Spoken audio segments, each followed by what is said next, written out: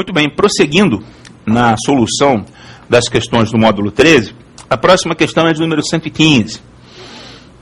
Assinale a opção correta. Letra A. Na vigência da Constituição de 1988, toda lei que fixe limite de idade para o ingresso em carreira do serviço público é inconstitucional. Ora, a gente tem até uma súmula do Supremo Tribunal Federal, que nós estudamos aqui durante o curso teórico. Tem situações em que a limitação de idade prevista numa lei ou mesmo no edital de concurso é inconstitucional se ela não se justificar com a natureza das atribuições do cargo que está sendo ofertado através daquele edital, daquele cargo público específico. Então, a fixação de idade, limite de idade, desde que atenda à chamada ponderação de interesses, ela é perfeitamente constitucional. O excesso, no entanto, é inconstitucional. Essa opção está errada por conta dessas considerações. Letra B. O Ministério Público tem o poder de, em procedimento de ordem administrativa, determinar a dissolução compulsória de associação que esteja sendo usada para a prática de atos nocivos ao interesse público. Mais uma vez, nós nos socorremos da interpretação literal, aí literal mesmo, do artigo 5º, quando no seu inciso 18 afirma que o Poder Executivo não pode interferir na criação de associações, mas no seu inciso 19 diz que o Poder Judiciário pode sim interferir no funcionamento e na existência de uma associação. No entanto, para que uma associação seja compulsoriamente dissolvida, é necessário uma ordem judicial transitada em julgado. Não há a menor possibilidade, à luz da interpretação literal desse dispositivo constitucional, e mesmo da interpretação axiológica, não há a menor possibilidade de se admitir a extinção de uma associação por um procedimento administrativo, mesmo que esse procedimento administrativo se dê dentro do Ministério Público. O Ministério Público pode fazer um termo de ajuste, pode exigir que a associação tome determinadas providências, se abstenha de determinados atos, pratique outros, um termo de ajuste que é homologado judicialmente. Agora, se a associação não cumprir esse termo, o Ministério Público pode requerer ao Judiciário, e aí sim o Judiciário, depois de uma decisão da qual não seja mais possível se recorrer, possa compulsoriamente dissolver a associação. Sem isso, por procedimento administrativo, nem mesmo dentro do Poder Judiciário, nem mesmo um procedimento administrativo dentro do Poder Judiciário poderia dissolver compulsoriamente uma associação. Portanto, a opção B está errada também por isso. Letra C. As pessoas jurídicas, inclusive de direito público, podem ser titulares de direitos fundamentais. É uma jurisprudência assentada pelo Supremo Tribunal Federal, bastante pacífica, a gente já viu isso em outras questões. Essa opção é a correta, letra C. Letra D. A Constituição Federal não tolera nenhum tratamento legislativo diferenciado entre homem e mulher, a não ser os que prevê taxativamente no seu texto. Mais uma vez, a gente não pode fazer aquela interpretação hermética.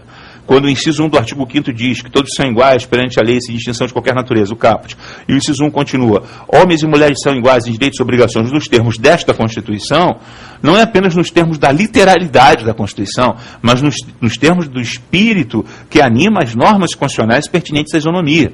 E a isonomia, ela não é absoluta, ela é relativa. Então eu tenho previsão em lei de que a mamãe adotante tem direito a 120 dias de licença se a criança tem 1 ano de idade, o papai adotante só 5 dias.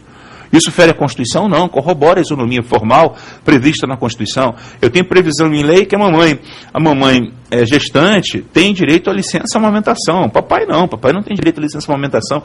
Isso agride a Constituição? Não, isso corrobora a Constituição. Então é perfeitamente possível que a lei traga, desde que dentro de um padrão de razoabilidade, diferenças de tratamento jurídico entre o homem e a mulher que não estão taxativamente previstos na Constituição. E aí essas leis, elas não são inconstitucionais por isso, repito, desde que se justifique, desde que razoavelmente é uma coisa que todo mundo tem. Você não precisa ter conhecimentos jurídicos muito profundos para ter, qualquer pessoa tem, que é bom senso, é questão de bom senso. Razoabilidade nada mais é do que a aplicação do senso comum. Há um conflito jurídico. E nesse caso, ninguém aqui em sã consciência vai defender que o papai tem direito a 120 dias de licença gestante também, ou porque é papai. Isso não faz sentido, né? Então, o adotante, né, que a gestante está prevista na Constituição, o adotante, isso não faz sentido. Isso não teria o mínimo de bom senso. Consequentemente, essa opção também está errada. E a opção é: os direitos fundamentais na ordem constitucional brasileira não podem ter por sujeitos passivos pessoas físicas. Ora, eu não posso imaginar que no polo passivo de uma relação onde se discute um direito fundamental vai estar ali exclusivamente o Estado. Ora, se eu sou dono de uma empresa de confecção de roupas íntimas, femininas, e eu instalo câmeras escondidas dentro do vestiário das minhas funcionárias, eu estou produzindo uma ação que tem reflexos imediatos em direitos individuais dessas minhas funcionárias. Elas são titulares desses direitos e eu vou ser o réu, eu vou ser o sujeito passivo na relação processual. Elas vão promover uma ação judicial contra mim, dono da empresa, que violei a intimidade dessas funcionárias sem, eu não vou dizer nem sem o seu consentimento, porque mesmo com o consentimento aí, isso seria extremamente questionável. Então, a todo momento você vai encontrar no direito do trabalho, nas ações trabalhistas, discussões que passam pela violação de direitos individuais dos funcionários por parte dos seus patrões, que são pessoas, às vezes pessoas físicas, né, numa relação, por exemplo, de emprego doméstico, ou pessoas jurídicas de direito privado, que nessa qualidade vão responder pelos danos que causam à imagem. Vocês já devem ter ouvido falar de assédio sexual, todo mundo ouve falar, todo mundo sabe, mas tem um assédio moral também, que hoje está muito em moda. Quer dizer, isso viola a intimidade, a dignidade do funcionário, e isso gera uma contraprestação. Então é claro que pessoas físicas, pessoas jurídicas de direito privado, pessoas jurídicas de direito público, são todos passíveis de violação de garantias individuais. Embora isso se perceba muito mais nas relações de natureza empregatícia, você também verifica isso nas relações familiares, né? Quando o marido pretende manter relações sexuais com a sua esposa sem o consentimento dela. Não obstante os aspectos jurídicos penais atinentes a esse tipo de comportamento, de crime contra os costumes, há também toda uma violação de prerrogativas individuais como a capacidade de autodeterminação e liberdade sexual. Então há que se perceber que por onde quer que você olhe, seja nas relações empregatícias, seja nas relações de subordinação doméstica, seja nas relações familiares e afetivas, há a possibilidade de violação de direitos individuais entre particulares. Ok? Então a opção C é a única opção cabível na questão 115. Questão 116, assinale a opção correta. Letra A. O duplo grau de jurisdição constitui direito fundamental dos indivíduos decorrente do direito de acesso ao judiciário. O duplo grau de jurisdição é um princípio que estabelece que toda decisão judicial é recorrível pelo menos uma vez. Então, parte da premissa, né, do princípio da falibilidade do juízo. Na verdade, ele não deriva do princípio de acesso ao judiciário. O princípio da inafastabilidade da tutela jurisdicional, previsto lá no inciso 35 do artigo 5º. Ele deriva de um princípio processual, princípio da falibilidade do juízo. Todo juiz é homem, o homem pode falhar, então toda decisão de um juiz de primeiro grau de um tribunal é recorrível pelo menos uma vez, desde que o recurso seja interposto tempestivamente, né, dentro do prazo estabelecido no devido processo legal.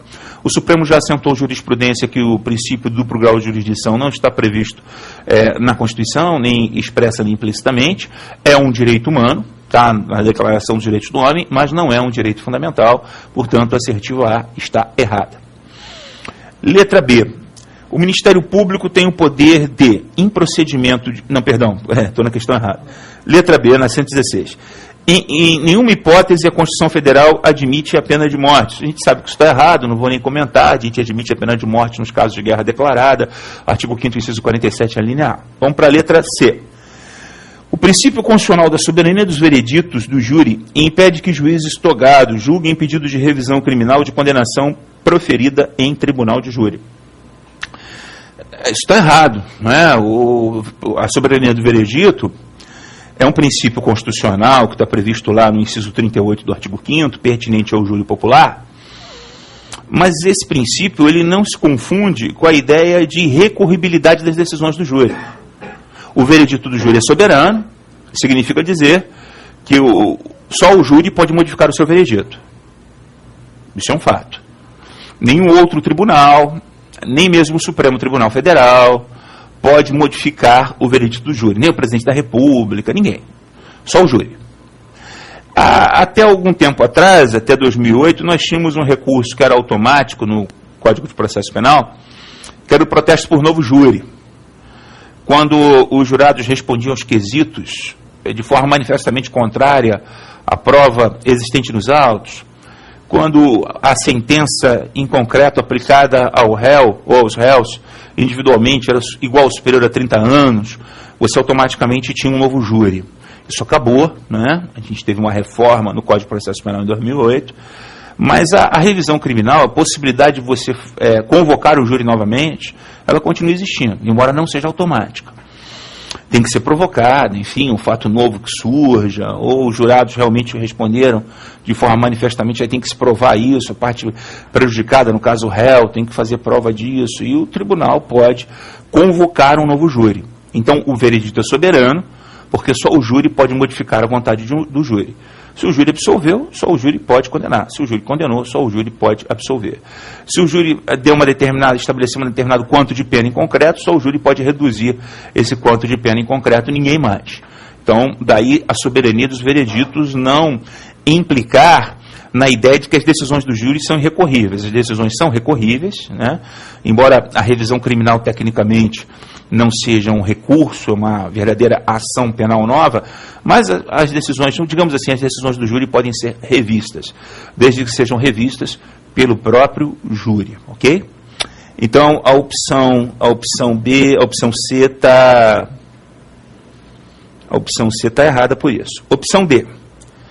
Não constitui prova ilícita a gravação de conversa telefônica com meio de legítima defesa feita por um dos interlocutores sem o consentimento do outro. Não constitui. Como legítima defesa, a prova ilícita pro réu é admitida. Não vai condenar ninguém, mas vai servir para te absolver. Eu estou gravando uma conversa telefônica em que alguém está me propondo um negócio escuso para ser realizado dentro do ambiente em que eu trabalho, eu sou um servidor público, eu gravo, digo não vou, e deixo aquela gravação lá. Amanhã o problema vem à tona, eu sou indiciado como participante, então eu pego aquela gravação, está aqui essa gravação, realmente eu fui convidado, mas eu não aceitei, eu não tenho nada a ver com isso.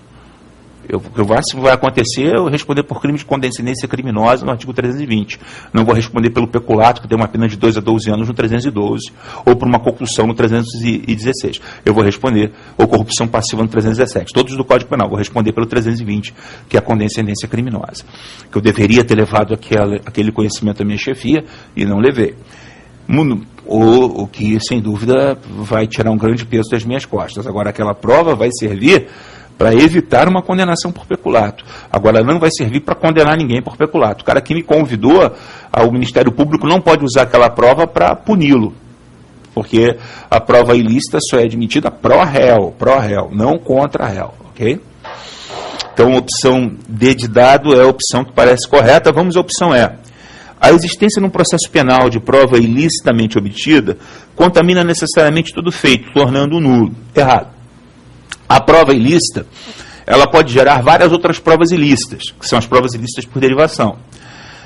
Mas se você retira toda a prova ilícita a tempo, antes que ela contamine toda a prova existente nos autos, e a prova que sobrar, a prova que restar não contaminada pela ilicitude, ela for suficiente para comprovar indícios de materialidade de autoria, ainda assim, portanto, a ação prosseguirá e poderá haver uma condenação.